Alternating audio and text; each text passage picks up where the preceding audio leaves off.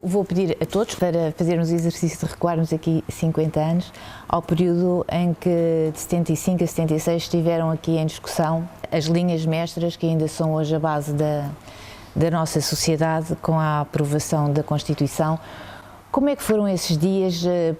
Fiquemos nos últimos trabalhos, essas discussões, o que é que era para vocês aquilo que tinha mesmo de ficar? Presumo que houve muita discussão e que terá havido cedências também. Aquilo que para mim é o mais extraordinário da Constituição é que ela foi feita num contexto de grande agitação no país.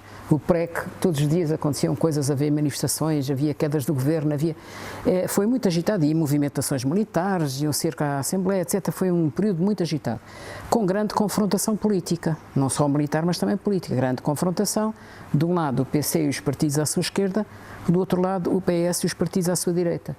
E neste ambiente de tão grande confrontação foi possível aprovar uma Constituição que já teve algumas alterações, mas não tantas quanto isso, e que fará 50 anos praticamente como esteve, como foi aprovada. Como é que num contexto tão complicado, tão dividido, com o país tão em crise, se conseguiram entender os deputados de situações políticas tão diferentes?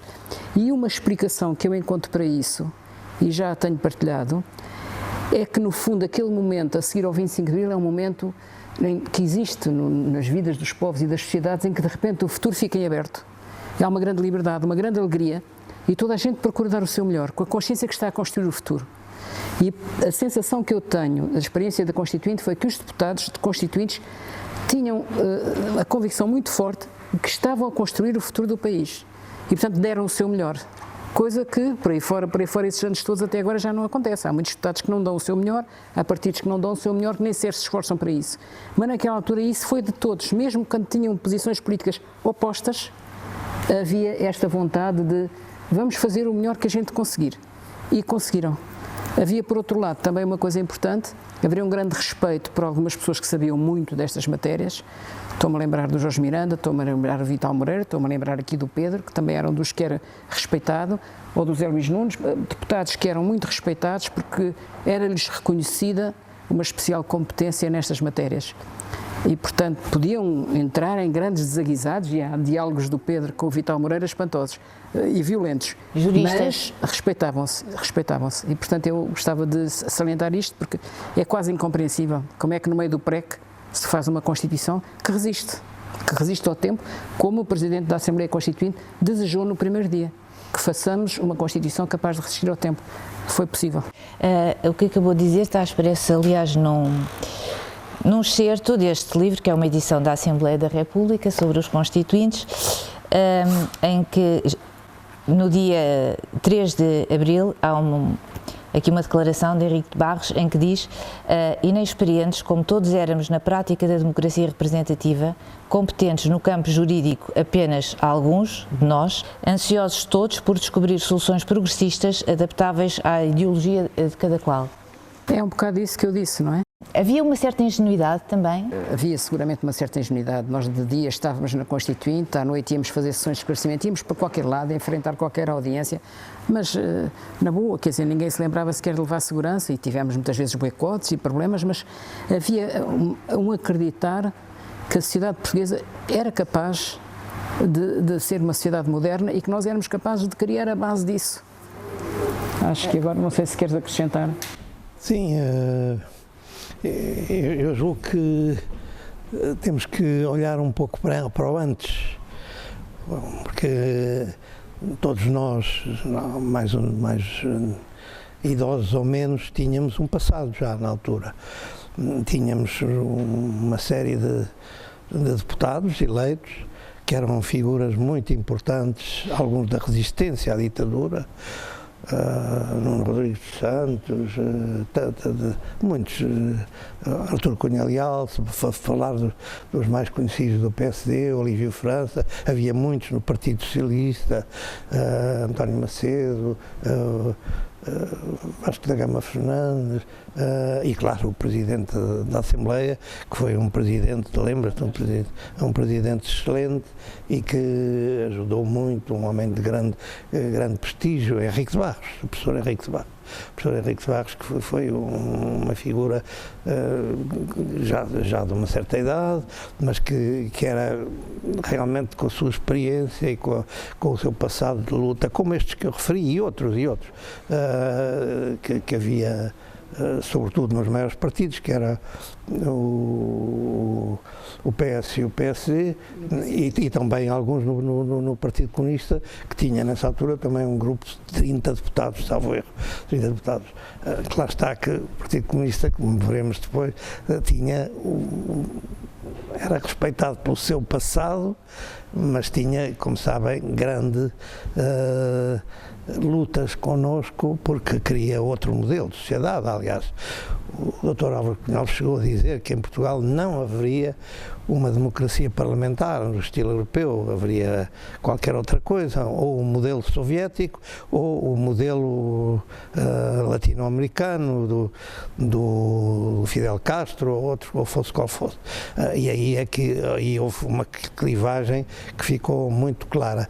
Nós tínhamos esta perspectiva, nós não conhecíamos, eu e outros, não conhecíamos viver um país em liberdade, em que não houvesse o arbítrio, que não houvesse censura, que não houvesse prisões políticas, que não houvesse pessoas na prisão de Peniche ou do Aljube, e antes num campo de concentração, que eu visitei mais tarde, o Tarrafal.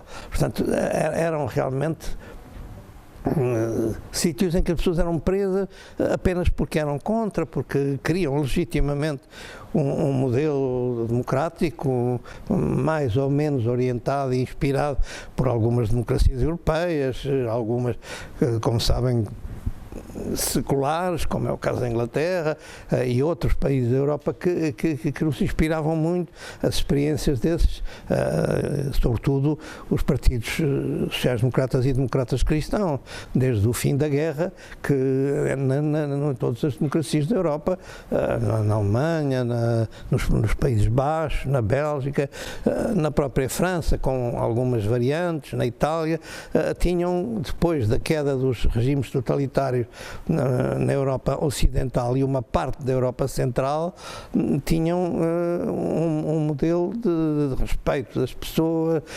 inspirado em ideias que eram as nossas, dos nossos líderes.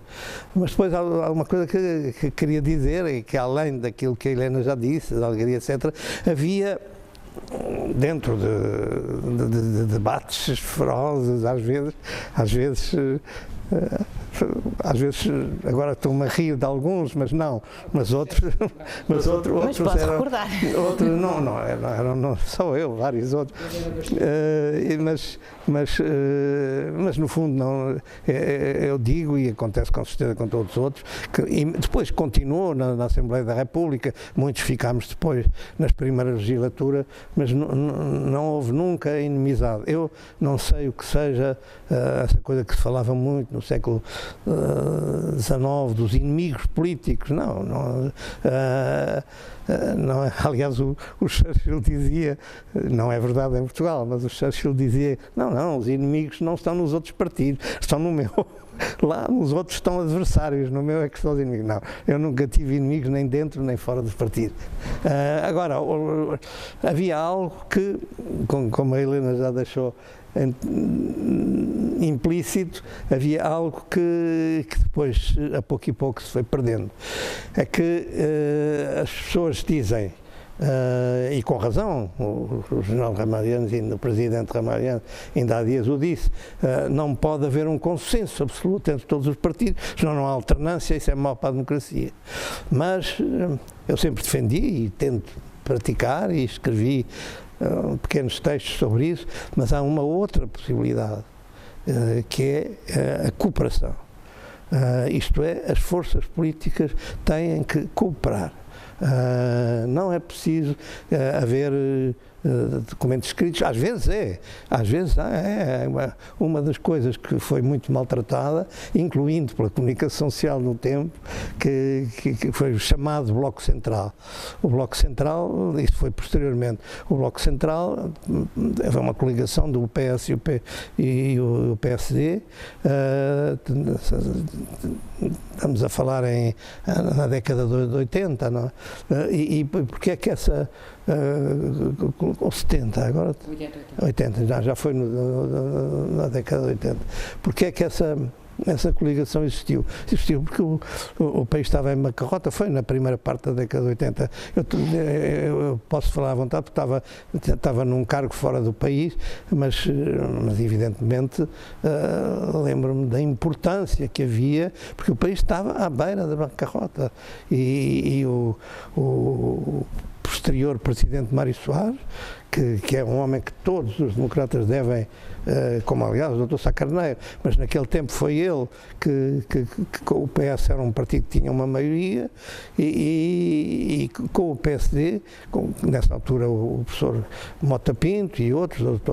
Rui Machete e outros, fizeram uma coligação que depois puseram o nome de Bloco. Não. Foi uma coligação, como isso existiu em toda a Europa, e essa coligação foi muito importante para evitar a bancarrota e preparar a assinatura que foi feita no fim dessa coligação, antes de depois haver as eleições seguintes, ganhas pelo professor Cavaco Silva. Essa foi a assinatura no Mosteiro dos Jerónimos da adesão de Portugal às comunidades europeias, que foi, como calculam, algo que todos nós, todos os partidos que nós chamávamos os partidos mais democratas ou mais democratas, PS, PSD, CDS, que nós queríamos, o PC e a UDP, que tinha apenas um deputado, com certeza que não queriam, mas que queriam, na realidade, um modelo que nos permitisse aderir às comunidades europeias, hoje União Europeia. Mas, portanto, na Constituinte foi como, dizia há pouco, não sabiam o que era viver, no outro modelo foi como partir do zero, mas inspiraram-se nessas constituições desses países que me falou. Sim, na história constitucional portuguesa também, na história constitucional portuguesa. Mas também na história constitucional portuguesa, embora tentando evitar os males que tinha havido nas constituições portuguesas no período liberal, quer na monarquia liberal. Aliás, aí até não era uma Constituição exata, era uma Constituição com o nome da Carta Constitucional, otorgada pelo rei. E claro que havia liberdade de imprensa, etc. Mas havia defeitos, e depois a Primeira República, também um democrata, etc. Mas a Primeira República durou só 15 anos e meio, isso seria longo estar a falar nisso, porque mas o muito importante, que os deputados, nós queríamos evitar, lembro-me muito bem do Presidente Mário Soares dizer isso várias vezes, evitar os erros que tinham sido cometidos por esses regimes e, sobretudo, pela Primeira República. Só para um problema, que não quero ser polémico, pode haver pessoas que não gostem disso, mas na monarquia, claro que havia liberdade, houve reis muito interessantes nesse período, a começar pelo primeiro monarca constitucional em Portugal, depois do absolutismo, que tinha aí um quadro, agora não sei onde está, o Dom João VI, que foi no seu tempo, que houve o movimento, a Revolução Liberal no Porto, e ele depois foi o primeiro rei constitucional, e depois outros vários que seguiram, até ao Dom Carlos, e depois, enfim, o Dom Manuel II só menos de 3 anos, mas havia alguns problemas, porque dizia, houve um período muito bom, que foi a regeneração, que foi o Fontes Pereira de Melo, no reinado de Dom Luís, a começar ainda no Dom Pedro V, mas a verdade é que havia uma grande instabilidade, havia movimentos de contestação extraparlamentar, e depois havia uma outra coisa que dizia-se que os governos, em Inglaterra os governos saíam das eleições e em Portugal as eleições saíam dos governos. Portanto, o governo os governos saíam quando achavam o país e o rei, etc., que estava gasto. Não porque tivesse perdido ou não as eleições, estava gasto, bom, então fazemos eleições, venham os outros. Na Constituinte, quais eram as vossas linhas vermelhas? Portanto, estavam os dois na mesma bancada, posso fazer a mesma pergunta? Certo, mas tivemos um papel muito diferente ambos, portanto, o Pedro, como eu disse, tinha outra preparação que eu não tinha, eu era muito miúda, tinha 30 anos, nem tanto, portanto, não sabia nada disto, eu vinha da arquitetura, portanto, a legislação para mim era chinês, e, portanto, concentrei-me só numa coisa que eu conhecia bem, que era a habitação. Portanto, a minha intervenção na Constituinte, na parte da redação da Constituição, é exclusivamente no artigo 65 e depois também no artigo 66, que é o ambiente e qualidade de vida, que também interferi. Foi nesses dois artigos, porque os outros eu próprio me continha, porque não era a minha área. O Pedro tem uma intervenção muito mais desenvolvida, sobretudo na área da educação, da liberdade religiosa, dos vários direitos, liberdades e garantias, enfim, mesmo da organização política de todo o regime. Eu não conhecia essa matéria. Onde eu tenho mais intervenção, talvez até do que o Pedro na Constituinte, é porque havia dois momentos. Havia o PAOD, período antes da ordem do dia, depois havia o POD, período antes da ordem do dia. Ordem do dia. No período da ordem do dia, começava mais ou menos a meio da sessão, só se discutia a Constituinte. No PAOD discutia-se tudo. E como o país estava em efervescência, tudo passava no PAOD.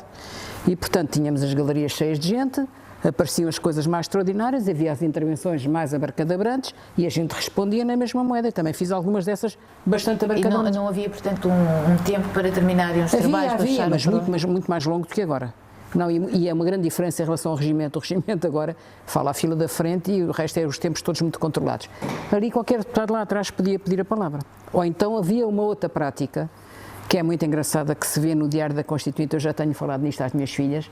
O Diário da Constituinte é precioso, aquilo é uma peça de teatro, é precioso, porque não é só as falas dos deputados, há aqueles que falam a ler um texto, vê-se logo que é uma coisa escrita, há outros que falam de improviso, mas depois há os apartes, e os apartes é brilhante, porque nos apartes cada um dizia o que lhe vinha à cabeça, as coisas mais violentas que você possa imaginar, e ao ler isso agora, tantos anos depois, dá imensa vontade de rir.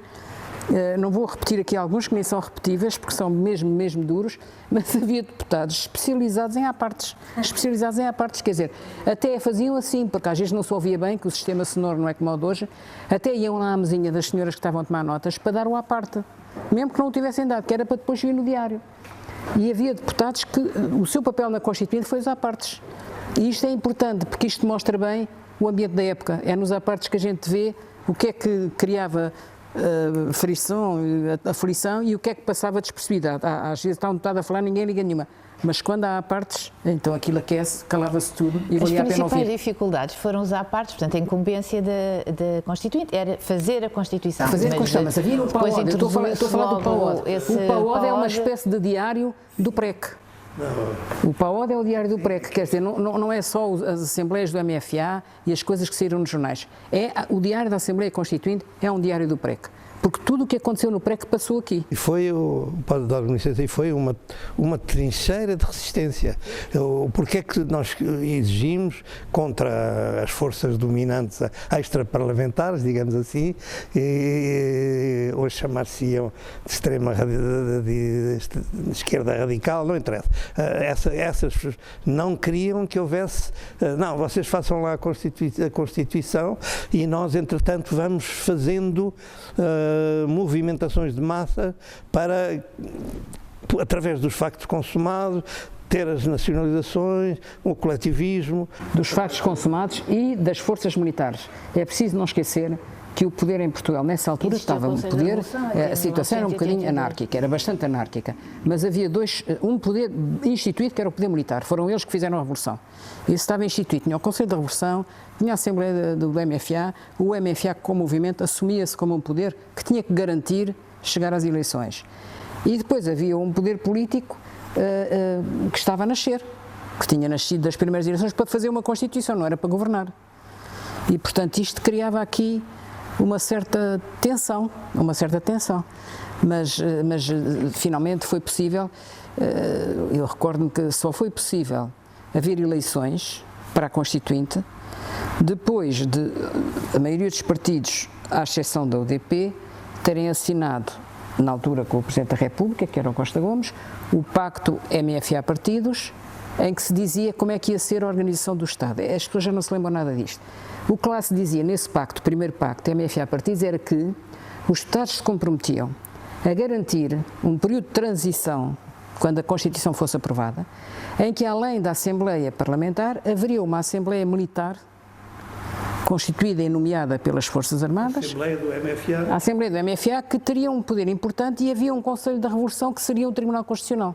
Não havia Tribunal Constitucional, era o Conselho da Revolução que iria garantir essa função. E além disso havia um sistema bicamaral, portanto, a Assembleia, o Parlamento Português e a Assembleia do MFA. E isso estava assinado. E se não fosse essa assinatura, o MFA não tinha garantido as eleições do 25 de abril de 1975. Bom, isto foi, digamos, se quiser, foi um consenso possível. Havia duas forças que queriam coisas, havia dois blocos que queriam coisas diferentes. O consenso possível foi este acordo. Vá lá, a gente assina todos isto, a gente compromete-se e vocês garantem-nos as eleições. Ok.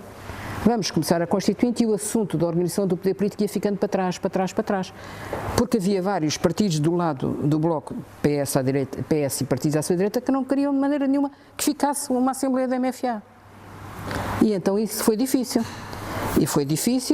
E houve a tensão, agravou-se a nível militar, agravou-se profundamente no verão chamado Verão Quente, o verão de 65, agravou-se profundamente. O Vasco Gonçalves, que estava ligado a esse bloco mais pró-comunista, sai do governo, há uma reviravolta, o Pinheiro de Azevedo fica nomeado primeiro-ministro do governo provisório, do 6º governo provisório, que tentava, portanto, inverter esse caminho de radicalização excessiva, e dá-se o cerco à Constituinte, que é precisamente o momento de grande confrontação disto. E só depois disso é que é o 25 de novembro. O cerco da Constituinte foi no dia 12. Portanto, estes momentos foram todos muito tensos.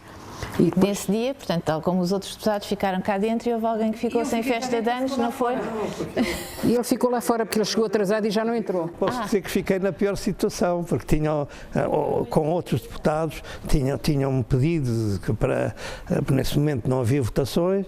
Nesse dia pediram para ir fazer a direção do partido, na altura, o Dr. Sá Carneiro, com quem eu trabalhava diretamente. Nessa altura já tinha regressado de Londres e da Espanha, porque ele teve muito doente e teve muitos meses fora, mas nessa altura já estava aqui também a lutar pela democracia. Mas ele não era deputado constituinte por causa da doença que tinha tido, que foi uma doença muito grave, quase mortal. Bom, e então tinham pedido para ir fazer não sei o quê, que por importantíssimo, eu depois a partir daí partava-me de rir para ver o que é a importância. Para mim foi aborrecidíssimo, estava a Helena e todos os deputados, eu estava ali na sede do partido, que era na Luc Lolé, um prédio, e andava de um lado para o outro e controlávamos por telefone e dizíamos, não, tem que se fazer qualquer coisa, e o governo provisório tem que pressionar o Presidente da República, Costa Gomes, porque é óbvio que isto não pode ser, então, que é no país. Pedro, entretanto, com isso tudo, não vieste no dia 25 de novembro à Assembleia da República? Vieste à Constituinte, era assim chamada. Quando chegaste cá? No dia 12 de novembro. Foi o 12 de novembro, dia 25, sim, 25, foi no dia 12 de novembro. Quando cheguei cá, eu tinha a coisa, não sei porque era conhecida, apesar de, eu só era duro nos debates, não, e tinha esta, que não me saiu mal, corri riscos muito sérios, não, mas tive até uma vez uma sessão de esclarecimento que nós fazíamos pelo país fora com G3 apontadas para mim. Eu disse, bom, porque eu pensei sempre, e não me enganei, que até pela forma como eu falava e pelos valores que tentava transmitir, que eles evitariam matar-me ali, não é? Mas agora... Está a falar nesse dia, neste cerco. Podia ter acontecido... Esse episódio está a falar neste cerco, não é? Em que estavam umas 100 mil pessoas lá fora. Neste cerco ele não chegou a entrar, porque a manifestação não o deixou passar. Não, eu estive no meio deles, dele. Porque eu expliquei a situação, ele, não, você quer entrar, então não entra, não sei o que mais, insultos, não sei o quê. Porque como eu queria, obviamente, entrar, porque já tinha feito o que me tinham pedido, e que aliás, afinal, não era, venda à distância, não era tão importante como diziam, eram uns contactos, umas coisas e tal, e a verdade é que não deixaram entrar. E eu fiquei na pior situação, porque não estavam todos, mas a maior parte, outros por qualquer motivo não estavam presentes também, mas a esmagadora maioria dos colegas, dos 250, nessa altura eram 250 deputados, estavam, incluindo a minha mulher e outros amigos, colegas que eu tinha em vários partidos, e a verdade é que eu fiquei tentei ajudar, falando com o Dr. Sacarneiro, que estava fora, e já não estava fora, estava fora da Assembleia, porque ele, como já lhe disse, não pode estar na Assembleia Constituinte por razões de saúde. E nesta altura já estávamos na segunda parte dos trabalhos. E foi uma situação delicada, mas porque foi a filha Catarina fazia... Mas eu só queria terminar que isto passou-se no dia 12, depois dá-se o 25 de novembro, a seguir ao 25 de novembro são criadas condições para renegociar o tal pacto MFA-partidos. Então há um segundo pacto MFA-partidos, que volta a ser assinado, em que os partidos se comprometem, todos menos a UDP, a, de facto, cumprir aquela ideia de poder político, um período de transição de 5 anos, ficou fixado em 5 anos, durante esse período o Conselho da Revolução ia existir, durante esse período não se mudava a Constituição, mas não haveria Assembleia do MFA. Portanto, é aí que fica definido o modelo que nós temos hoje. E esse modelo, depois disto de ser aprovado, é que se consegue, a partir de janeiro de 76, já no final do processo da Constituinte, é que se conseguem aprovar os artigos correspondentes. Esses artigos ficaram até ao fim, porque não havia consenso. E a inteligência do Presidente e da Mesa, sobretudo do Presidente Henrique Barros, era: se não há consenso, vamos andando do resto de tudo e vamos deixar isto a ver se isto se desbloqueia. E quando houve condições para desbloquear, fez-se. Porque se tivesse havido uma confrontação ali, eu não sei o que é que ia dar, não, era muito complicado. Portanto, houve aqui um jeitinho muito português de conseguir, entre tantas tensões, encontrar qualquer coisa que todos pudessem aceitar sem perder a face. E aí houve uma coisa que eu já disse há pouco e quero repetir. Foi um primeiro momento de grande, já tinha havido na formação do governo provisório, em que o PS e o PSD, que tinham várias pastas e tinham vários secretários de Estado, estavam numa coligação com militares e com o PC. O PC tinha também 2 ministérios, um ministro de Estado e um ministério. Mas o PS e o PSD criaram a tal cultura que ultrapassava o consenso, que pode ser discutível, como disse o Presidente Yanes, mas há algo que ficou e que foi muito importante e que agora, há pouco tempo, parecia estar a perder-se. Estava a perder-se, que é a cooperação entre os partidários. Porque na democracia não há uma guerra, não vence só quem ganha, vencem todos. O papel na oposição é a preparação do governo seguinte, portanto é uma alternância, e antes dessa alternância há a cooperação, e essa cooperação foi importantíssima porque foi isso que permitiu aquilo que a Helena disse, depois, ao fim desses 4, 5 anos, acabado o período de transição, haver uma cooperação, e aí em parte até um consenso, mas obviamente sem o Partido Comunista, sem a UDP, que era conseguir criar uma alternativa ao Conselho da Revolução, porque o Conselho da Revolução, como órgão provisório, muito bem, mas eu lembro-me no Conselho da Europa, o Conselho da Revolução punha problemas sérios. O Conselho da Revolução era um órgão que tinha uma tutela militar sobre o regime, basicamente é isto. Era uma democracia tutelada. E tinha um poder de veto e tinha uma coisa também, olha, parece que agora nos Estados Unidos há quem queira fazer isso, que é a ultrapassagem do princípio democrático fundamental da separação de poderes.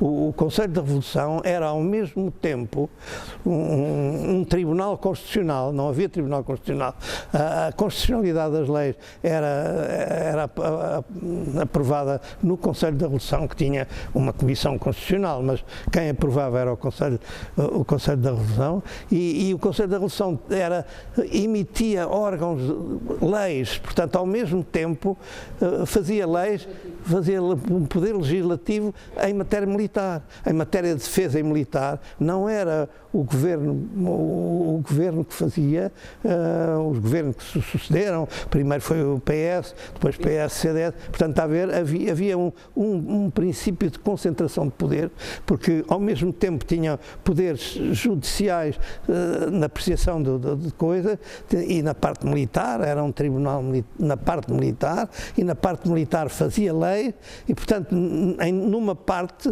aquele órgão tinha uma concentração, mas foi possível, portanto, depois, obviamente com o apoio dos militares democratas, que foram fundamentais no 25 de novembro, aquilo que houve o ano passado, a mim ninguém me perguntou nada, porque se me tivessem perguntado, isso é um absurdo, o 25 de novembro não foi a vitória deste ou daquele partido. Claro que o partido liderante nessa altura, obviamente, era o Partido Socialista e o Dr. Mário Soares, mas havia o PSD e o Dr. Sacarneiro, nas zonas em que o PSD era muito forte, no norte, em alguns sítios do centro, nas ilhas, depois, mais tarde, das regiões autónomas, das Açores e Madeira, nesses sítios o PSD foi muito importante e juntamente com o Partido Socialista permitiu-se ultrapassar aquele estrangulamento que estava a referir. E depois, com o 25 de novembro, é que permitiu que a Constituição fosse, tirando a parte do pacto que já falar, a criação do Conselho da Revolução, etc. Mas os partidos aceitaram isso. Aquilo que eu disse agora, não quero que leve como uma crítica definitiva. Não, aquelas limitações do Conselho da Revolução foram, mas desde que ficasse claro que depois seria alterado. Não, mas é só dizer uma coisa que é importante, sobretudo aqui a geração das minhas filhas está aqui a assistir à nossa conversa, é preciso compreender que Portugal tinha acabado de sair de uma guerra colonial. E, portanto, esta transição para a democracia não era só transição para a democracia, era transição de uma guerra para a paz. E aí os militares tinham um papel decisivo e toda a legitimidade, porque eles é que tinham feito o 25 de Abril. E, portanto, era preciso compreender isto.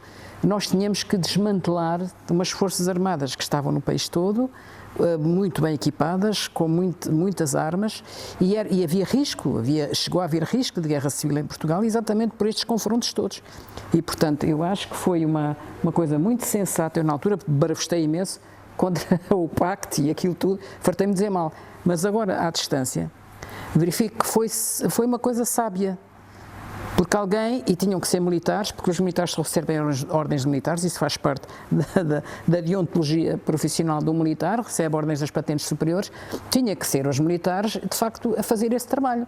Não eram os civis que iam agora pôr ordem num desmantelamento de um exército que era superior ao dimensionamento que a gente precisava, acabada a guerra colonial, mas que tinha gente com muita categoria que tinha batido com os costados em África. Portanto, havia aqui também essa questão, e a questão real, da revolta de partes dos militares com armas na mão. Portanto, isto tudo foi muito difícil e, portanto, acho que há aqui a figura do Costa Gomes, hoje é reconhecido que ele tem um papel muito importante. Na altura foi muito criticado pelos partidos da direita, chamavam-lhe até o cortiça.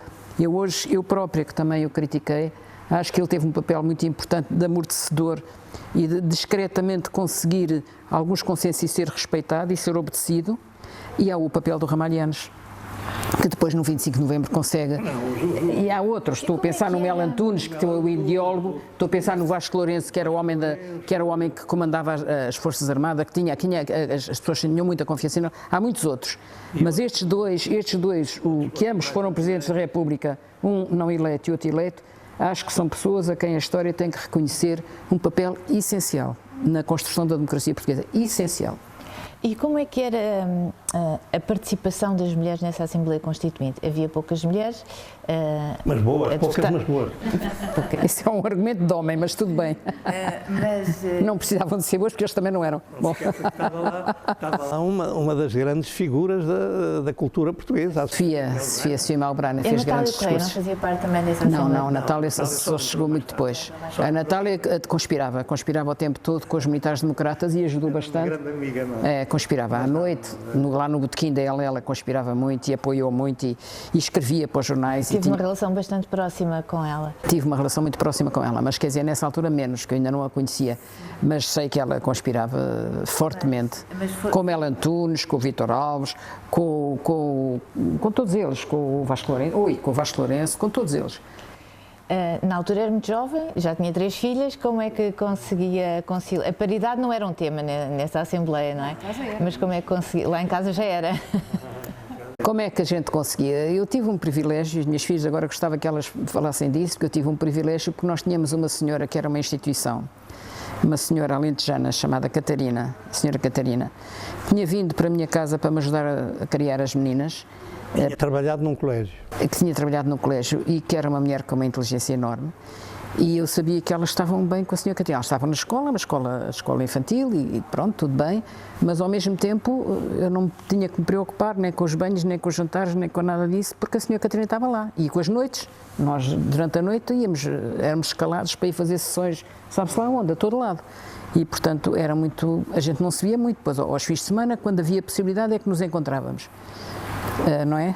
Eu ia com vocês para casa dos avós para o Estoril e o pai ficava a dormir, mais ou menos era isto, era a separação de tarefas. Eu lembro-me, se os pais vinham jantar a casa, era um dia de festa, era um dia especial. Se os pais apareciam em casa para jantar, não era a nossa rotina normal de jantarmos só às 3, já havia mesa posta, já havia, mas não era o nosso dia-a-dia, o nosso dia-a-dia era, estávamos às 3 com a senhora Catarina, com a Seca, que tomava conta de nós.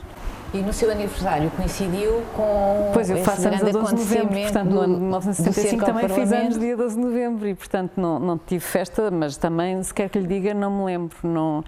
Lembro-me de ter, a minha primeira memória, aliás, da vida é sonhar com tanques. Portanto, lembro-me de ter um pesadelo em que havia tanques a passar na Estrada Marginal, não tem nada a ver, os tanques nunca andaram por ali no Estoril, mas como a minha avó morava ali, eu passava lá há muito tempo, tive um pesadelo que estávamos na casa da avó e estavam tanques a passar na rua, estavam tanques a passar na rua. E conversas em casa, falavam à frente das meninas? A televisão, não percebíamos nada. Eu tinha 5 anos, não percebia nada, não sabíamos nada de coisa nenhuma da realidade política. A minha irmã ainda menos, que é mais nova do que eu, mas não A Filipa tem uma cena, que ela não se lembra, mas lembra-me eu, tu terias 2, 3 anos, nem sei se foi durante a Constituinte ou foi depois, mas não tinhas mais do que 3 anos. Estavam sempre a passar na televisão, que era só um canal, reminiscências do 25 de Abril, dos tanques, essa coisa toda que tu dizes, não sei o quê, e sempre com aquela música da marcha militar, sempre com essa música. E um dia eu chego a casa e esta Catarina, pequenina, disse-me assim: "Oh mãe, estou farta da República."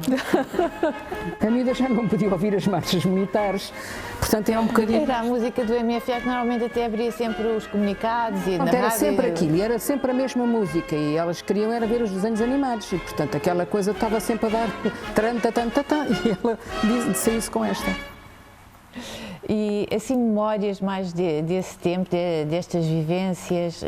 Eu lembro-me de 2 coisas, sobretudo, mas lá está, toda a história política das lutas, das controvérsias da Constituinte passou-me completamente ao lado, era muito pequenina, não tinha qualquer conhecimento sobre essas matérias, mas lembro-me de 2 coisas, lembro-me dos comícios, porque nós íamos com os pais aos comícios, aqueles maiores, aos fins de semana nós íamos também, havia sempre alguém que tomava conta de nós, mas andávamos por ali nos comícios, os pais estavam a discursar e nós estávamos por ali. Portanto, lembro-me perfeitamente dos comícios, de cantar, daquela sensação de festa, não é? De alegria e de festa, e lembro-me das reuniões de toda a gente lá em casa às tantas da noite, e depois nós mandávamos para o quarto, não é? As meninas agora vão dormir, e nós não queríamos nada de dormir, queríamos tentar perceber o que é que se passava ali, até porque lá em nossa casa depois as coisas transformavam-se em cantorias e em alegria também, e nós queríamos fazer parte, mas não nos cabia. Mas são as coisas que eu me lembro. Agora, se me perguntar, lembra-se se falavam deste partido ou daquele, ou desta luta ou daquela, não me lembro de todo.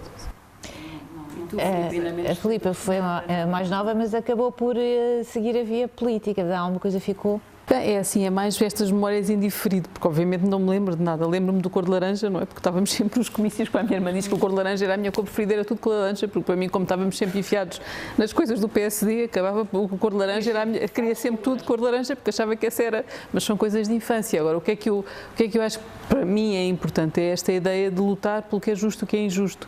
Isso é que é a grande força de toda esta coisa que nós ouvimos na nossa vida inteira. Portanto, o que eu acho incrível desta altura é como é que estas pessoas lutavam sem ter nenhuma perspectiva que não definir o que é que era justo e o que é que era injusto para todos nós. Não havia nenhuma retribuição, nada a seguir, até porque não sabiam se o dia a seguir iam ser presos. O meu pai estava a dizer que dizia que muito parlamentava com pessoas armadas. O que é parlamentar com uma pessoa armada? Eu vou explicar-lhes o que é a democracia. Imagino o que é hoje em dia, não é? Portanto, o que eu acho que é incrível é como é que este grupo de pessoas estavam só fechadas nesta casa a pensar o que é que era justo e o que é que era injusto, o que é que era certo e o que é que era errado e o que é que deviam ser os nossos princípios da nossa vida em sociedade. Isso para mim é que é a grande força da política e a grande força da democracia e é essa pela qual nós temos que lutar, é uma espécie de pureza fundamental da sociedade. O que é justo e o que é injusto. Isto é incrível, eu acho que isto é que é incrível e que não é só, obviamente, a óbvia qualidade humana das pessoas, mas pela que a condição assim o dava, porque se calhar, uma semana depois podia entrar em União Soviética e prender toda a gente, ou seja, ninguém tinha a certeza do que é que ia acontecer a seguir. Portanto, a única luta, não havia mais nenhuma, senão o que é que era justo e o que é que era injusto, o que é que era justo e o que é que era injusto, o que é que era certo e o que é que era errado. Isso eu acho incrível, acho que isto não se consegue reproduzir hoje em dia e falta tanto hoje em dia esta pureza da política. E havia até um bocadinho a ideia, desculpa te interromper, havia até um bocadinho a ideia que podíamos estar a fazer uma coisa muito original e também nos enchia de brio. Porque a uma certa altura a Revolução de 25 de Abril tornou-se uma coqueluche na Europa, quer dizer, a Revolução dos Escravos, vinham cá pessoas ver, visitar, grandes figuras e tal, e nós tínhamos esse orgulho. Nós tínhamos feito uma revolução sem sangue, sem sangue aqui no continente, mas na metrópole, como nessa altura se dizia, porque depois nas colónias não foi bem assim. Mas de facto nós também tínhamos esse orgulho, nós éramos portadores de uma revolução que era olhada, nós tínhamos sido durante tantos anos um país que era maltratado, que era lá um ditador do Salazar e que era maltratado, e de repente passámos a ser um país que a Europa olhava para nós com admiração. E isto também contribuiu para criar essa vontade, mas no sentido que estávamos a fazer qualquer coisa que era válido. Só pelo presente, porque não havia nenhuma ideia que iam ser retribuídos por coisa nenhuma a seguir.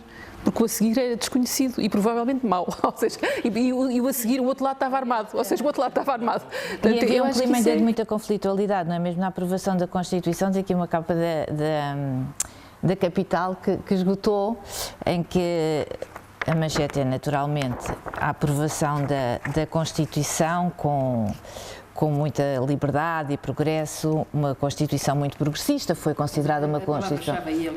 É a liberdade, foi considerada uma Constituição muito progressista na altura, mas ainda com um ambiente muito conflituoso, não é? A seguir vem uma chamada de capa, bomba mata padre, candidato da UDP estudante. Isso acontecia, esses episódios continuavam a acontecer, mas havia uma sede de liberdade e, portanto, a festa também era essa. Não, mas atenção, depois claro que depois houve realmente esse momento de cooperação e que ficou até agora parece que está a voltar um bocadinho, mas que nos últimos anos se tinha eliminado um bocado.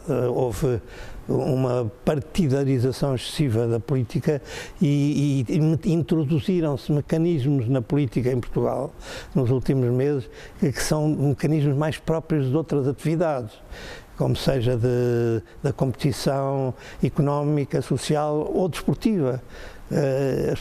Há pessoas que felizmente agora parece-me que estão ligeiramente a mudar, que pensam que na política é uma competição para ver quem mete mais golos, quem mete mais votos. Não é, claro. A política é uma escolha, uns estarão no governo, outros não, vão-se alternando, podem colaborar mesmo sem estando, que é o princípio da cooperação. Na política tem que haver, isso ficou muito na Constituinte, porque se não tivesse havido cooperação não tinha havido maioria. E depois, como é que se fazia a revisão? Isso já fica um bocado fora do nosso coisa, mas depois, quando acabou, a Helena referiu-se, o período de transição, tinha que se fazer uma revisão constitucional, a revisão de 82, no PSD já era com o Dr. Francisco Balsemão, estava o Dr. Freitas do Amaral, estava mais uma vez o Dr. Mário Soares, que por acaso nessa altura até estava no governo, mas aqui ao lado a Assembleia da República assumiu poderes constituintes de revisão, e então corrigiu aquilo que na Constituinte era transitório, ou seja, eliminou obviamente o Conselho de Revolução, porque obviamente dizia-se, toda a gente sabia, não há democracias militares, não há democracias em que os militares é que mandam. Isso pode haver países desses noutros continentes, mas não é democracia. E portanto conseguiu-se a substituição do Conselho de Revolução pelo Conselho de Estado e pelo Tribunal Constitucional. Portanto, a constitucionalidade das normas deixou de ser feita por um órgão extra-partidário, passou a ser por um Tribunal Constitucional que não é partidário, mas em que os juízes são eleitos pela Assembleia. Portanto, passou a haver. E depois também, já agora, a eliminação de algumas disposições, que isso já é para outra conversa, que eram as disposições demagógicas que tinham passado na Constituição. Não vou agora lê-las, se ler vai ver que era a função do Estado é criar uma sociedade sem classe, socialista, não sei o que mais. Sim, o estatismo, um bocado a carga ideológica toda da primeira. Em que, por exemplo, a iniciativa privada tinha setores, os setores que tinham sido nacionalizados, até havia uma disposição que eu tenho aqui, em que dizia, na primeira versão da Constituição, em que havia uma decisão que dizia as nacionalizações efetuadas no dia 11 de março, a seguir a 11 de março, são irreversíveis, são para sempre, nunca mais podem. Claro que depois viemos mais tarde, depois não foi possível logo em 82 mudar isso, só foi na segunda revisão, que foi em 89, mas lá está, por acordo do PS, CDS, foi possível chegar aos 2/3 e dizer, não, isto não é obviamente possível haver disposições, são socialistas, ou fossem quais fossem, muitas inspiradas no marxismo, mas que na realidade eram transitórias, porque não era pensável esta ideia que aparece, e apareceu noutro sítio, e mesmo, não vou agora comparar, mas mesmo noutros países, aparecem senhores que dizem, talvez se lembre disso, claro que aí é a diferença porque não está na Constituição. O fim da história, agora chegou-se a um patamar irreversível. Isto é um disparate total. Eu dizia sempre... Hoje em dia, infelizmente, a história já sabemos que isso não é assim. Hoje em dia, em que tudo volta atrás, sim. Como as coisas estão a falar de nações irreversíveis, lá, vamos arranjar uma forma... Irreversível são os danos que a gente faz ao planeta, isso é que pode ser, Catarina, é a especialidade dela. A Catarina, no sentido partidário, que a minha irmã seguiu, nesse sentido não seguiu os passos dos meus pais, mas tenho uma intervenção ativa no que diz respeito à política ambiental. Portanto, a minha área de especialização, eu sou doutorada em Economia do Ambiente e trabalho nessa área e tenho colaborado em termos de legislação, em termos de artigos de opinião, em termos de, inclusive aqui na Assembleia da República, participação em comissões parlamentares, porque acredito que temos todos que fazer o que podemos para melhorar o que nos rodeia. No meu caso, escolhi a minha causa, que é a causa do meio ambiente. É um dos grandes desígnios hoje a nível global. Esquecemos que esta é a nossa casa, não é? Vivemos todos neste planeta, não temos outro. Podemos, em teoria, um dia, quem sabe, viver noutro planeta, mas este é o nosso. Dá-nos as condições que nós precisamos para respirar, para viver. Que era um tema que na altura dos pais não A Catarina não sempre era teve ainda... esta vocação, mesmo contra os pais. Porque eu vou contar aqui, lembras-te, eu nessa altura fumava pouco, mas fumava. Quando eu pegava num cigarro, a Catarina ia buscar um vaso com uma planta e punha-me debaixo do nariz. Era mesmo um bocadinho de bullying que ela fazia comigo. A verdade, mas muito pequenina, ainda não estava na primária. Portanto, era qualquer coisa que ela realmente tinha aqui qualquer coisa, pronto, é uma vocação. Pronto, e segui essa vocação e aprendi dos meus pais a postura ativa e interventiva na sociedade e a liberdade, e ninguém me manda calar as pessoas. Eu tenho as coisas que quero dizer e digo, posso dizer de uma forma mais política, até para conseguir com os tais consensos ou a tal cooperação que o meu pai fala, mas as coisas têm que se dizer, não se pode aceitar que não estou no poder, não tenho importância. Não é assim, nós estamos no poder, ou quem está no poder toma as suas decisões, nós podemos concordar ou não, e se não concordarmos temos o direito, até diria a obrigação de, efetivamente também posso, mas também vimos do nosso lado, não é, o que é o esforço e o sacrifício que isso é em termos familiares, não é? Portanto, acho louvável a minha irmã estar na política, mas não me apetece, confesso. É difícil. Eu só queria dizer duas coisas, se for possível.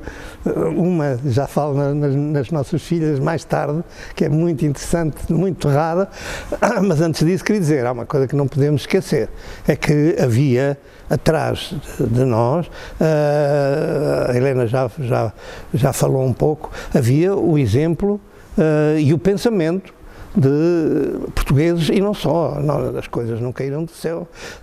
Havia, mesmo no regime anterior, pessoas que resistiam, alguns até eram longe do meu pensamento, muito laicos, até alguns maçónicos, outros comunistas e tal, mas a verdade é que houve uma série de pessoas que lutaram pela liberdade e intelectualmente deixaram coisas. E também, claro está, agora penso no Dr. Saccaria e noutros, pessoas que foram buscar outras raízes, mas que são importantes, como o personalismo cristão, que tem raízes no Kant, mas depois foi adotado pelo cristianismo muito séculos depois, o Emmanuel Mounier, o Jacques Maritain e outros, em que portanto, houve também um pensamento cristão da dignidade da pessoa humana que, dizendo, bom, todos os homens têm algo da criação de Deus,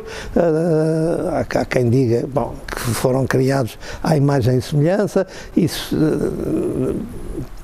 é algo que se diz, mas a verdade é que essa forma de ver a pessoa humana, disse, não, isso foi muito importante, porque houve muita gente, e também o ensinamento dos Papas, desde o Papa Leão XIII, com a doutrina social da Igreja, ainda há tempos o Dr. Pacheco Pereira referia as matrizes do pensamento do Dr. Sá Carneiro, são a doutrina social da Igreja e o liberalismo, a princípio da liberdade, que foi conquistada na Inglaterra, na França, etc., ao longo dos últimos séculos. Foram as matrizes, a liberdade, sem dúvida, mas também com uma doutrina social, não o liberalismo selvagem que alguns proclamam. E isso, portanto, foi... Agora, em relação...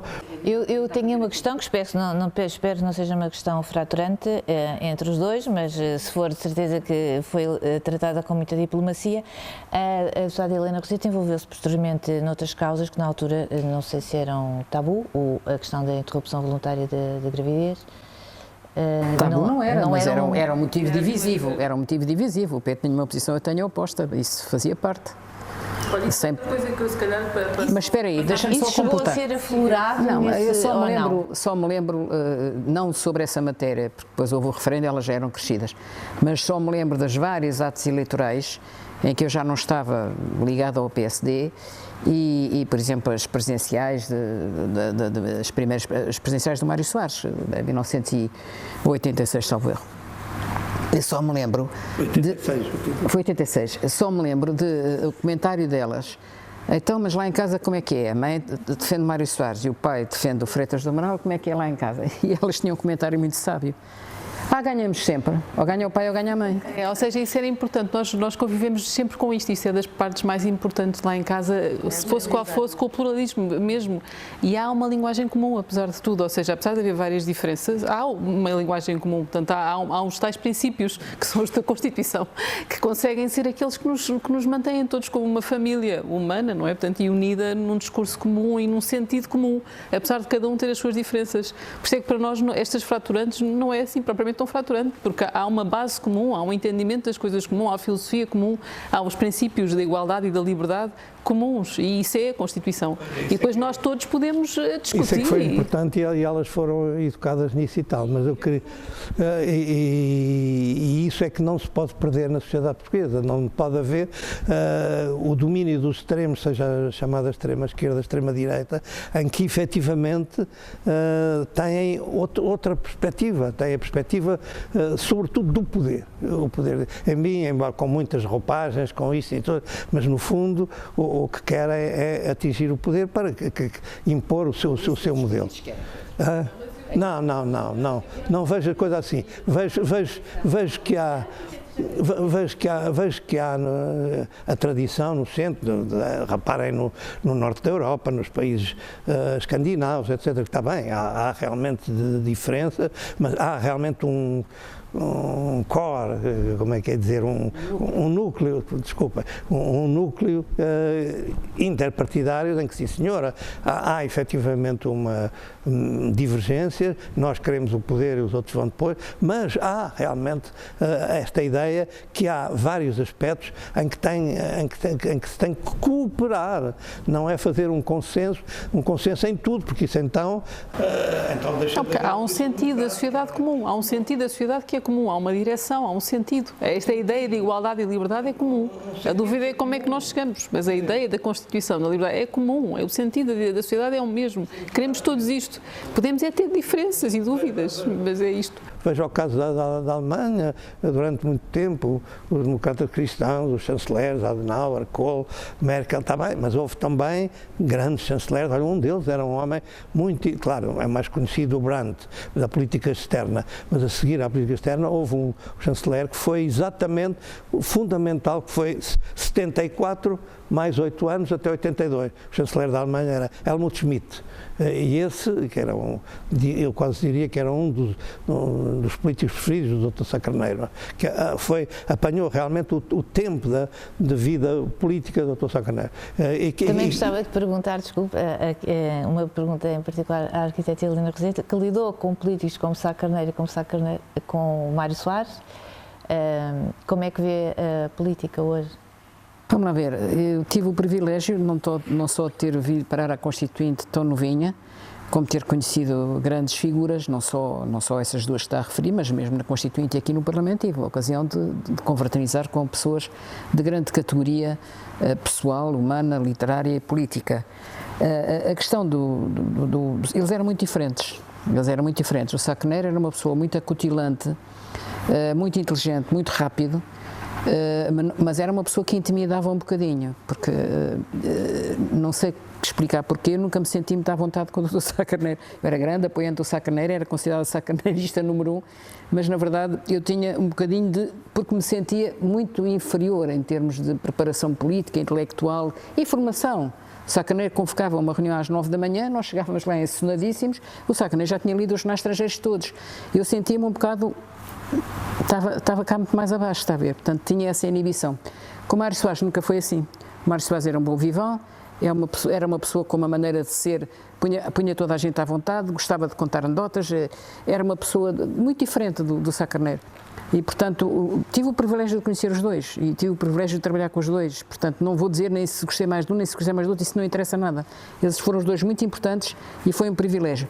Mas quero contar já agora, quando foi o Pedro que falou aqui muito da cooperação, não sei o quê, do PS e do PSD, falou do Bloco Central e do Mário Soares ter feito uma coligação com o Mota Pinto, que já faleceram ambos, mas o Mota Pinto faleceu muito cedo.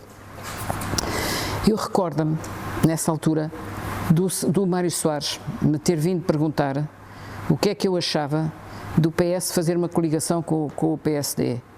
E eu disse-lhe assim, e o Sr. Doutor tem confiança no Dr. Mota Pinto? Tenho absoluta, então faça. E depois fui eu fazer a pergunta ao Mota Pinto. Mota Pinto, então você vai fazer uma coligação com o Mário Soares, mas o que é que a Helena acha? Mas você tem confiança no Dr. Mário Soares? Confiança absoluta. Então façam. Esta foi a lição, esta lição foi a que eu aprendi da ligação entre o Francisco Sá Carneiro e o Freitas do Amaral. A AD só funcionou como funcionou porque havia uma confiança enorme entre aqueles dois homens que tinham feito aquele acordo entre eles. Havia mais componentes na AD, o Gonçalo Ribeiro Teles, os reformadores, havia mais componentes, mas havia aquela ligação. E eu só vim a saber, depois da morte do Sá Carneiro, porque é que, quando foi a candidatura presidencial em que esteve de um lado o Ramalhianos, do outro lado o Soares Carneiro, porque é que não tinha sido o Sá Carneiro o candidato? Que era o que faria sentido, porque ele é que era o grande adversário do Yanes, era o que faria sentido. Eu só percebi, depois da morte do Sá Carneiro, porque o Freitas me disse, que o Sá Carneiro não avançou como candidato, porque ele falou nisso com o Diogo Freitas do Amaral, e o Diogo lhe disse, por ele não havia problema nenhum, mas que o partido dele era complicado, porque o Sá Carneiro tinha aquela situação conjugal que não estava resolvida e, portanto, tinha-se nu. E, portanto, foi muito frontal. Eles tinham uma confiança absoluta, foi muito frontal. O Sá Carneiro nunca nos disse, mas nunca nos disse a nós do PSD que não tinha sido candidato por causa do CDS. Porque no dia em que ele dissesse isso, acabava a coligação. É só isto, eu estou a contar este episódio para vocês perceberem a importância que há quando há um acordo de partidos em que as lideranças saibam o que estão a fazer.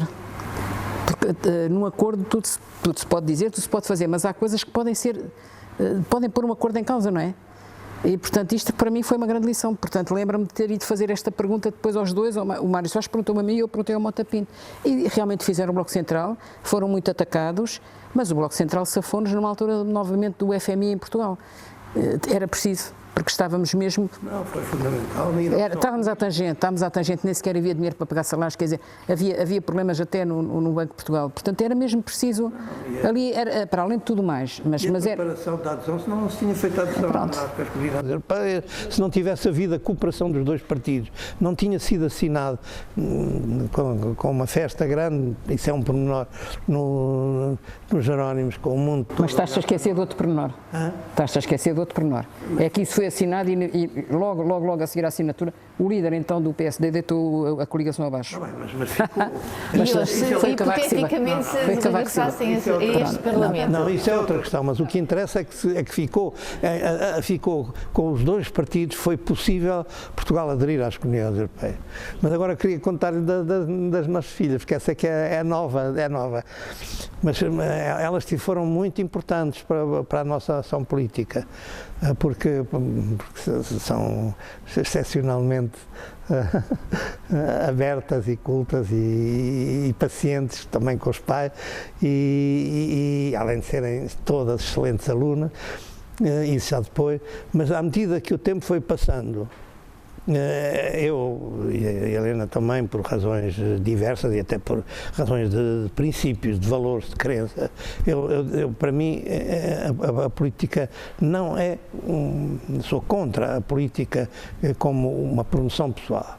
Quando as pessoas vinham falar-me, vou ganhar isto, vou ganhar aquilo e tal, alguns isso comigo não diziam muito porque eu descompunha, vou ganhar dinheiro, não, mas queriam ganhar coisas e a ideia que às vezes ainda aparece no discurso político, eu vou para a política para triunfar, está bem, vou fazer bem, mas o que é que eu tiro daí? Vou tirar o reconhecimento ou vou deixar uma marca?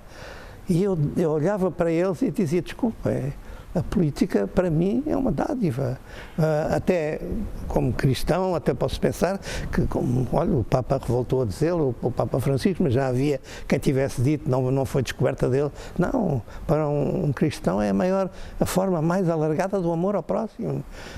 Que é trabalhar para várias gerações, para pessoas que não se conhecem, com quem jamais falará, etc, etc, etc. E portanto, vinham para mim e diziam, eu dizia, ouve lá, lembro-me tão bem dessas conversas, mas tu sabes quem é o Sr. Martins Ferrão?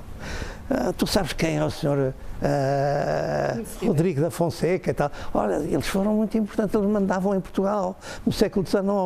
Estás a ver? É essa marca que tu queres deixar. É uma placazinha numa rua que ninguém sabe quem tu és. É absurdo, completamente absurdo. A marca individual não pode ter relevância. Aquilo que os partidos têm que fazer no tal princípio de cooperação, dentro dos partidos e até fora dos partidos, é promover o bem comum, é um serviço ao bem comum. Não tem que haver, claro, tem que ser pagos, não podem viver do ar, claro. Sim, mas se hipoteticamente tivessem de regressar hoje a este Parlamento, ou se regressassem hoje a este Parlamento, como é que vêm as coisas, como é que vem a política atual? Deixa só concluir. Onde é que entram as nossas filhas? Um dia, já depois, não quando eram pequenos, nós conversámos e já depois, quando depois tive um cargo em Paris, isso não interessa, estamos no início dos anos 80, já não tem a ver com os anos 70, já nos anos 80, e nós combinámos e eu disse, olha, vocês vão agora, até estiveram numa boa escola onde eu tinha andado, uma escola particular, depois foram a meio do secundário, agora não é secundário, mesmo antes do secundário, não sei como é que se chama, foram para a escola americana, que era para ter uma perspectiva fora de Portugal, e depois na universidade, e nós dissemos sempre, vocês contem connosco, até ao mestrado, os pais farão todos os sacrifícios, tudo, o que for possível para você. Mas, e veja que elas concordaram com isso, mas eu disse-lhes, a minha perspectiva é, não pensem que eu vou enriquecer na política, não vou porque eu sou contra. Os meus pais, meus avós ensinaram-me isso. Anda com sapatos de defunto, anda toda a vida descalço, dizia ao meu pai a vida inteira, não? Vocês têm que fazer o vosso caminho e nós fizemos, é isso mesmo. E elas compreenderam perfeitamente isso. É dizer, não podemos fazer negócios ou fazer qualquer coisa que ponha em risco esta independência e este princípio dos nossos valores, e portanto vocês, pronto, mas sabem que vão ter sempre o apoio dos pais, etc, se estiverem doentes ou qualquer coisa assim. Mas, por exemplo, já estão aqui duas ilustres doutorandas, e a mais velha engenheira não se doutorou porque não quis, mas até o mestrado, etc, nós fizemos tudo isso. Mas os doutoramentos foram elas que arranjaram, não foram os paizinhos. Concorreram, doutorou-se na Nova, doutorou-se em Inglaterra, em áreas diferentes, não fizemos nada para isso. Elas se trataram por si próprias, ganharam as bolsas e fizeram o doutoramento. Portanto, esta ideia que a perspectiva delas, e não sei, nunca poderia ser de forma a obrigar-nos a fazer coisas que não queremos, porque havia coisas que nós não podíamos fazer, porque não podíamos estar na política ou coisas associadas à política e ao mesmo tempo estar a ganhar por fora, etc. Não é? E aí elas tiveram uma enorme compreensão. Eu digo que elas ajudaram muito, e até isto agora é um pequeno pormenor. Elas vieram a saber muitos anos depois que havia, como há nessas coisas da política, sujeitos que telefonavam lá para casa a insultar-me. Elas até podem contar isso melhor que eu. E elas não diziam nada. Nós tínhamos haters. Antes de haver haters agora das redes sociais, não havia haters lá para casa que telefonavam a insultar o tempo todo. E nós fazíamos imensas andotas, nós arranjávamos andotas ao telefone cada vez que telefonavam para lá a insultar qualquer coisa. Nós não percebíamos nada do que é que estava a passar, só ouvíamos os insultos. A mãe fez isto, o pai... Pelos cargos, insultavam, dizer, quando insultava, a mãe fez isto, o pai fez isto, e nós punhamos o telefone no caixote de lixo e dizia, olha, para si o caixote de lixo, e punhamos o telefone no caixote de lixo. Eu chegava à casa e o telefone estava no caixote de lixo. O que é que se passa com o telefone? Era um telefone fixo, mas punham com o cordão. Já havia pessoas que faziam isto, dedicavam-se, eu hoje em dia penso, isto é extraordinário, eu achei isto extraordinário, dedicavam-se a telefonar para as pessoas, a insultá-las, quer dizer, agora falamos das redes, que ainda é uma mensagem, que eles não estavam na lista, as pessoas telefonavam a insultar. Nós não sabíamos quem era, mas nós, que os pais não estavam em casa, éramos nós que atendíamos, portanto, o tempo todo, mas ríamos à grande, imaginávamos piadas para contar às pessoas. Está a ver, ela protegeram-nos ali, tiraram-nos uma preocupação, não tínhamos nada disso, porque elas despachavam o assunto.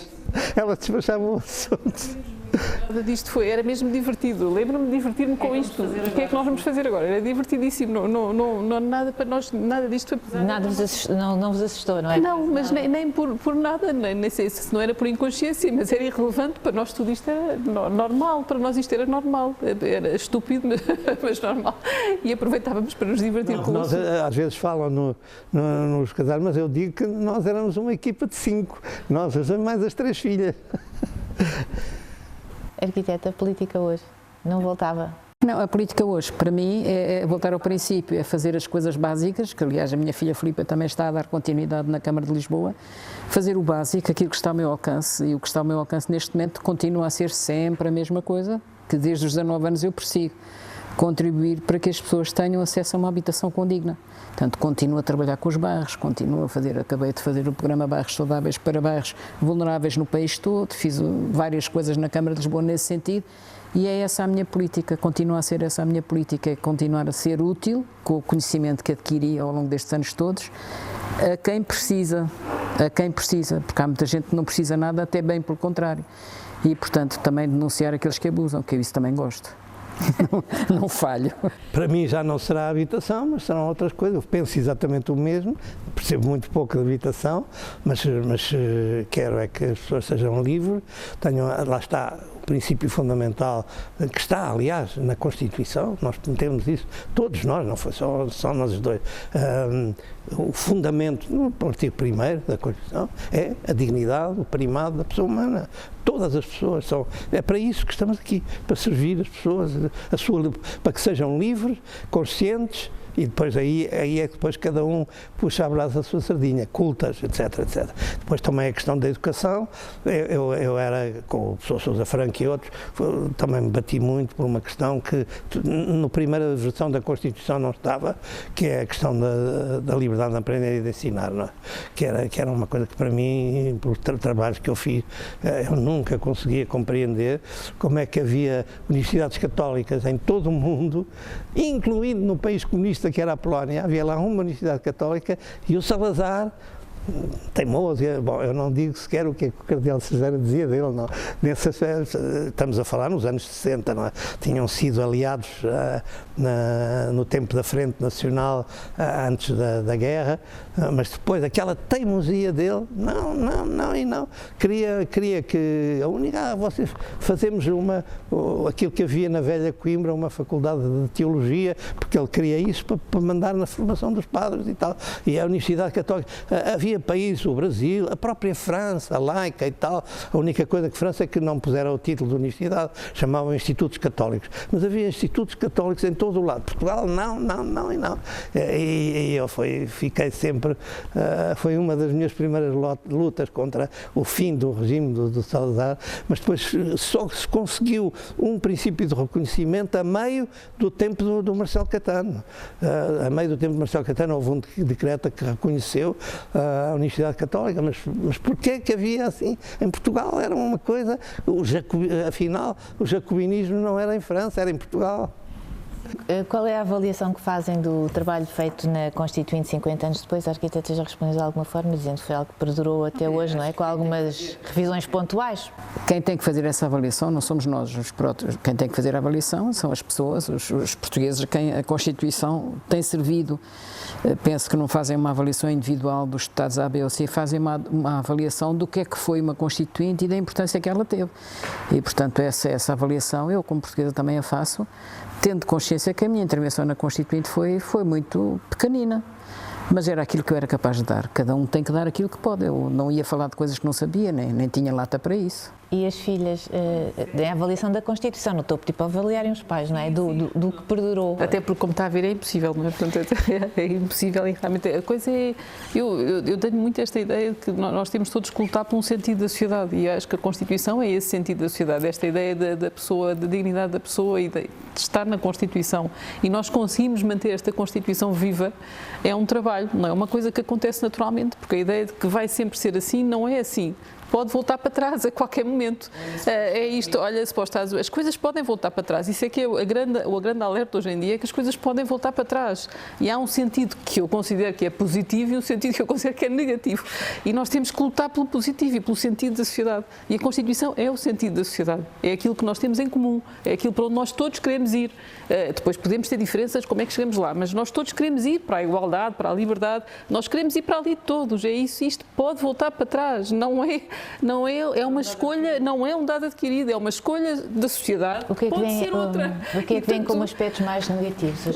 Os aspectos mais negativos é que isto volte para trás, é que é olhar para o mundo e ver que as coisas podem voltar para trás, esta era dos factos falsos, das mentiras, dos radicalismos, de tudo o contrário que os pais aqui disseram, o contrário da cooperação. É terem vergonha na cara, não dizem mentiras sem terem, sabendo que é mentira, sem a mínima, porque sabem que é o que vai cair bem. Isso é uma coisa que a nós nos põe, qualquer uma de nós, e isso aprendemos dos nossos pais. Não, a mentira não serve, a mentira não serve o bem, a mentira não serve o bem. Mentir porque nos dá jeito não serve, porque é errado. Nós temos de procurar a verdade, temos de procurar os factos, temos de trabalhar com quem está na ciência. No meu caso, trabalho em política de ambiente, não é? Eu sou economista, não presumo saber mais de alterações climáticas do que um climatólogo, mas vou-lhe perguntar, um entomólogo estuda os insetos, ele é que sabe como é que estão os insetos, mas eu preciso desta pessoa para entender, não, respeito pelo conhecimento dos outros, não é? Não é porque eu tenho uma opinião, eu não posso ter uma opinião de uma coisa que eu desconheço, ou não devo ter uma opinião de uma coisa que eu desconheço. É entrar num mundo um bocado estranho, não é? Pronto, as pessoas têm opiniões de coisas que desconhecem, não dominam, nem querem saber. E a verdade é que não lutam necessariamente pelo bem comum, isto é que é a parte importante. Não lutam necessariamente pelo bem comum e a pessoa tem que ter a noção que às vezes as pessoas não estão necessariamente a lutar pelo bem comum. E nós temos que estar, quem realmente se está dedicado a lutar pelo bem comum tem que estar vivo, alerta e tem que lutar por isso, porque isto pode voltar para trás. Portanto, a mensagem é essa, não podemos ficar calados, isto pode voltar para trás e essa é a grande herança. Foi uma enorme conquista, andámos para a frente e nós não podemos voltar para trás. E nós não queremos voltar para trás e não vamos voltar para trás. A vossa posição... Vamos passar aos nossos filhos. É isso. Exato, a vossa posição como cidadãs também, 50 anos depois, são novos temas, mas também com base nos valores que... Exatamente, o sentido está correto e o sentido da justiça é importantíssimo, o tal arco longo da justiça que fala Martin Luther King. O arco longo da justiça tem que continuar a andar. As coisas que nós tivemos entre nós é que elas foram livres completamente. Não digo quando tinham 4 anos, não é? Mas assim que passaram a ser mesmo pré-adolescentes, sabem com certeza isso, foram completamente livres, claro, fazem as suas escolhas em todos os aspectos, desde que quando chegaram à idade quase adulta, não sei. Aos 12 anos o meu pai disse, já podem ler qualquer livro da minha biblioteca, isto para mim foi a liberdade. Pronto, porque até aos 12 anos havia limites. Há livros que não são para as meninas, mas a partir dos 12... Eu li algumas coisas que claramente aos 12 anos não tinha maturidade para ler, não era para mim, mas aos 12 anos o meu pai disse, a partir de agora podem ler qualquer livro da minha biblioteca. E nós? E a biblioteca do pai não era assim respeitável. E a biblioteca do meu pai é uma biblioteca muito respeitável, portanto nós líamos, a minha mãe trazia-nos livros também de franceses, e nós líamos tudo, e depois questionávamos, dizíamos, não concordo. E tínhamos discussões, e temos ainda hoje. E entre nós também discutimos, e as pessoas às vezes veem, eu e a minha irmã estamos as duas a discutir, ai, não discutam. Não, mas nós estamos a divertir, isto faz parte da nossa relação, nós queremos discutir as ideias, discutir os princípios, isto para nós é fundamental. Gostamos uma da outra na mesma e somos irmãs na mesma, mas achamos mesmo interessante. Eu, quando tenho uma dúvida de uma política qualquer ambiental que eu quero discutir com alguém, vou falar com a minha irmã, não é a área dela de especialidade, mas eu sei que ela me vai dizer a opinião dela de uma forma frontal e com o melhor conhecimento que sabe, que é, eu acho que é isso que... E estamos juntas na procura, estamos juntas na procura pela verdade. Isso é importante. Na procura pela verdade. Por falar em livros, há um livro seu, eu vi uma edição de 2024, não sei se é uma reedição ou se é Habitação e Liberdade. Coitadinho, acabou de nascer. Habitação e Liberdade. Que apresenta quase como uma herança para os netos. É uma certa maneira de passagem de testemunho. Quer dizer, eu não quis fazer uma grande coisa sobre a minha vida, a minha biografia não interessa a ninguém, porque ninguém tem nada a ver com a vida que eu andei a fazer. Agora, as coisas que eu aprendi, essa interessa-me passar. passar para as gerações seguintes.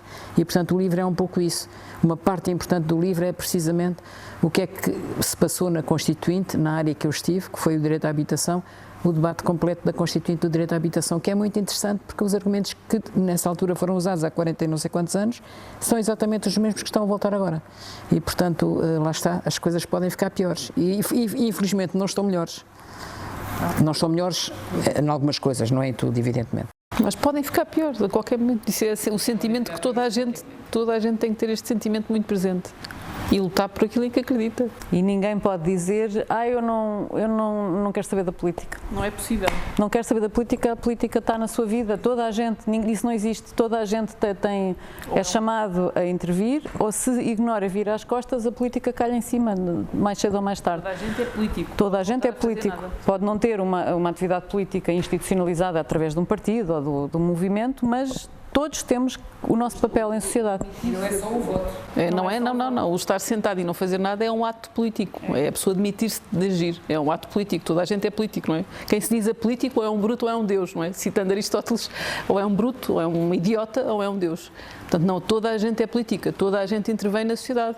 Pode fazer mais, pode fazer menos, mas toda a gente é política. A ideia de política e de intervenção é a natureza humana. Agora, outra vez citando Aristóteles, a política de Aristóteles. Portanto, é a natureza humana. O ser humano não pode ser apolítico, não pode viver, senão tinha que viver sozinho. Por isso é que ele diz, quem se diz apolítico, ou é um idiota, vive sozinho, na selva e não percebe nada, ou é um deus, está acima de toda a gente, não consegue ser político, é conviver em sociedade e conseguir fazer com que todos consigam viver uns com os outros melhor.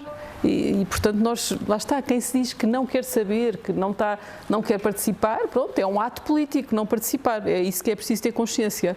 A ausência de participação é um ato político. Estamos sempre a falar da grande política filosófica de Aristóteles e não dos partidos, não é? Porque às vezes, hoje em dia, na linguagem comum, confundem-se as duas palavras que não têm nada a ver uma com a outra.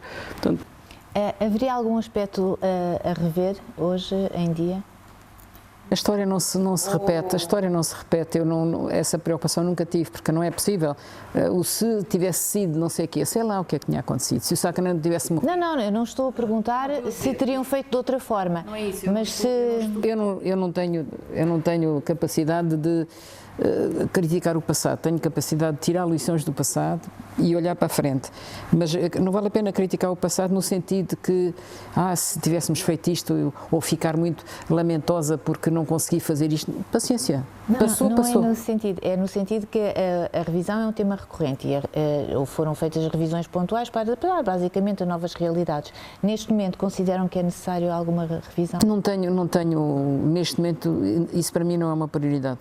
Pode haver coisas que podem ser melhoradas, mas isso para mim não é uma prioridade. Pode ser perigoso também, mexer? Pode, porque pode abrir caminho a coisa, lá está, pode abrir caminho a andarmos para trás, em vez de andarmos para a frente. Não, eu julgo que, aliás, eu colaborei em algumas revisões, uma no tempo quando o professor Marcelo era líder do PSD, houve uma revisão pontual, ela depois mandou-me até uma dedicatória de um livrinho que ele fez na altura. Pronto, isso colaborámos, houve coisas que passaram, outras não. Mas quanto a isto da revisão? Não, eu julgo que o fundamental está feito. Agora o que interessa é pôr em prática algumas coisas que estão no pensamento de muitos e que não se conseguiu ainda praticar. Houve um ponto que... O que é que não se conseguiu ainda cumprir? Na habitação? Uma questão que para mim era muito importante, o direito à diferença, mas essa ficou, qualquer coisa, não tenho aqui o texto da Constituição, ficou que a pessoa tem o direito a livremente constituir em si própria uma personalidade diferente. Não é a diferença folclórica ou qualquer coisa, de ser efetivamente, partindo deste princípio que há milhares de milhões de seres humanos e não há dois efetivamente iguais, não é? Portanto, isso é extraordinariamente enriquecedor. Agora, aquilo que eu gostaria não é tanto mexer na Constituição, mas é efetivamente acentuar a necessária cooperação, acentuar a necessidade de haver política, porque hoje pergunta-se isso agora é um lugar comum, como é que é possível ainda haver muito menos, não vamos comparar, porque quando vêm com história, mesmo sujeitos de extrema-direita, ou seja o que for, eu digo, desculpem, vocês podem dizer o que quiserem, mas eu estava lá, eu tenho o privilégio de ter 80 e tal anos e, portanto, vocês não me venham com coisas. Eu andava, graças aos meus pais, etc., eu andava nos bairros da Lata. Nós estivemos nas inundações. Sabemos, em 67, sabemos como se vivia nos arredores de Lisboa. Havia 462 mortos. Nessa altura houve um tipo de censura que diz, a partir de hoje não morre mais ninguém. E nós, os estudantes, o Mariano Gago, o Silva Melo, tantos conhecidos nossos, um estudante do técnico que teve a ideia de fazer as brigadas dos estudantes católicos com a Associação de Estudantes. Eu estava nos dois, eu estava nas duas lados, mas eu não avancei muito, porque era nessa altura o presidente da Juventude Universitária Católica. Estamos a falar em 67, 68. E nós sabemos o que se via. A Helena fez o favor de fazer as entrevistas ao arquiteto Nuno Portas e ao professor Gonçalo Ribeiro Teles, e eles explicaram porque é que não morreu ninguém no Conselho de Lisboa e morreram centenas de pessoas. Hoje pensa-se que certamente mais de 700. E o regime anterior. Numa única noite, imaginem o que é numa única noite, aqui, neste país, à volta desta cidade, terem morrido 700 pessoas, assim. E a censura, quando chegou ao número 462, houve um tipo qualquer, a partir de agora não morre mais ninguém. E nós, os estudantes, nos dias seguintes encontrávamos cadáveres e sabiam que cadáveres tinham sido arrastados para o rio, estavam na lama, está a ver? E isso nós não podemos esquecer. Agora, felizmente, ultrapassou-se isso. Houve também uma coisa importante que foi feita, por acaso foi feita num governo do PSD com os autarcas dos outros partidos, que foi o PER, o Programa de Liberação das Barracas. Porque eu que andava lá nas obras católicas, sei o que era viver nas barracas, no centro de Lisboa, em certas ilhas do Porto. Mas ainda existem, Pedro. Portanto, ainda existem, mas é isso que eu queria dizer. Isso é que eu queria dizer. Agora temos que acabar com isso.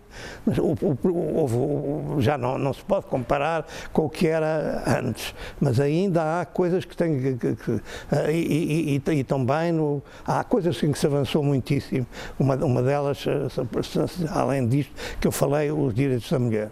O que era a situação da mulher quando eu tinha 13, 14 anos, no fim dos anos 50, 60 e tal, não há explicação. Havia profissões que eram vedadas às mulheres. A mulher não pode ser diplomata, não pode ser juíza, não pode ser polícia, não pode fazer isto, não pode fazer aquilo, uma lista enorme. E mesmo aquelas que não tinham isso, se eram casadas, estavam submetidas ao poder do marido e tal. Mas hoje quase nos parece impensável. Isso avançou-se muito, como se avançou também muito na diminuição das taxas de mortalidade infantil, e no aumento da esperança média de vida. Isso não há dúvida que se avançou. Agora, não há coisas que ainda há que fazer.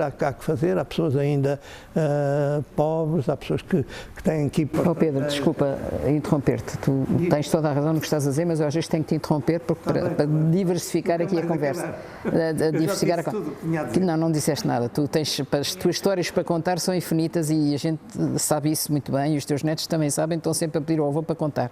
Mas o que eu queria só significar é que nós hoje temos realidades, temos novas formas de pobreza, e a Filipa conhece isto muito bem, porque bate-lhe à porta todos os dias. Novas formas de pobreza. Temos uma imigração, que é uma realidade nova em Portugal, que não existia.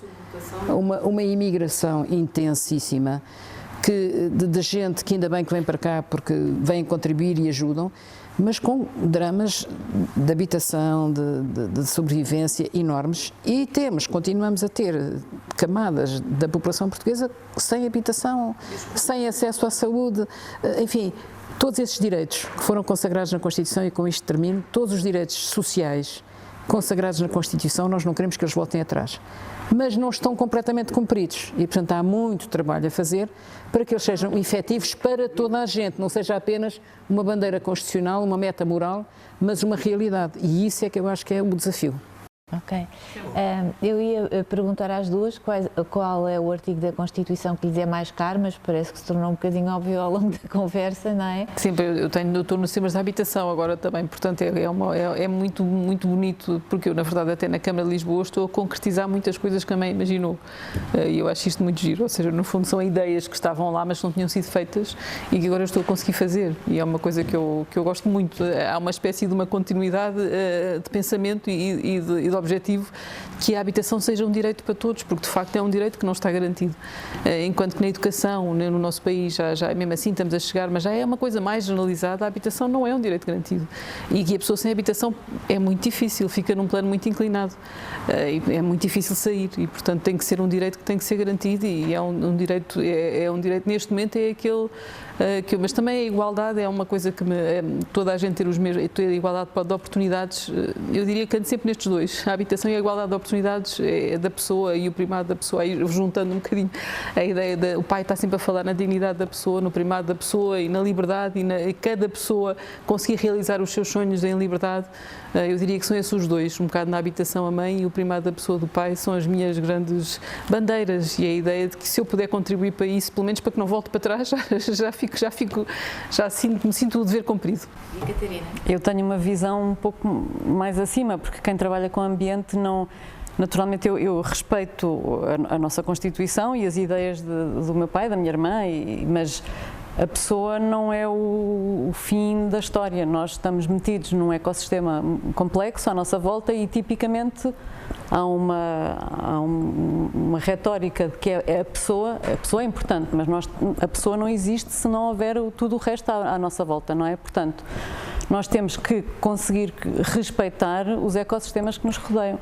Quando nós sabemos que hoje em dia no planeta Terra 80% dos mamíferos que existem são os seres humanos e os seus animais, portanto os elefantes, as girafas são 4%, os mamíferos selvagens são quase nada. Nós andamos por este planeta se tivermos tanto sucesso que liquidamos tudo à nossa volta, e eu acho que isso é aflitivo, e acho que não pode ser só, nós temos que ir além da sociedade humana, que é onde nós estamos e continua a ser importante para nós todos, naturalmente, e preocupar-nos com os outros seres humanos, mas temos que alargar para as outras espécies que não são humanas, porque a história da humanidade nos últimos 100 anos é que temos muita cegueira daquilo que é para nós, e tudo o que não é para os seres humanos não vale nada, e eu acho que isso é uma cegueira muito perigosa, até porque pode pôr em causa, e enfim, é um bocadinho isso que nós tentamos argumentar, é que pode pôr em causa o futuro da própria espécie humana. Se mesmo que só se preocupem com a pessoa humana, por favor vejam que estão a pôr em risco o vosso próprio futuro. Não, mas estou de acordo, eu preocupo. Aliás, nós tivemos um grande mestre disso, que foi um grande amigo, que foi o arquiteto Gonçalo Ribatelos, não é? Que foi um precursor que eu conheci, foi fundador do Centro Nacional de Cultura em 45, foi um homem que eu conheci, portanto, nos anos 50 e subscrevo completamente por baixo. Eu, quando falo em pessoas, falo na pessoa em relação com tudo o resto. Aliás, isso até o Papa está farto de falar nisso. Portanto, a ecologia integral, todos os seres humanos, o São Francisco de Assis, todos os seres são irmãos, irmão Sol, irmão Lua, irmão Fogo, lembra-se do São Francisco de Assis, todos os seres são nossos irmãos. Está a ver, acabamos sempre com a mesma linguagem comum, acabamos sempre de acordo no fim do dia. Da nossa parte está tudo, agradeço muito a todos por terem vindo, por este contributo. E nós agradecemos a sua paciência, porque como vi que é uma família que interage muito.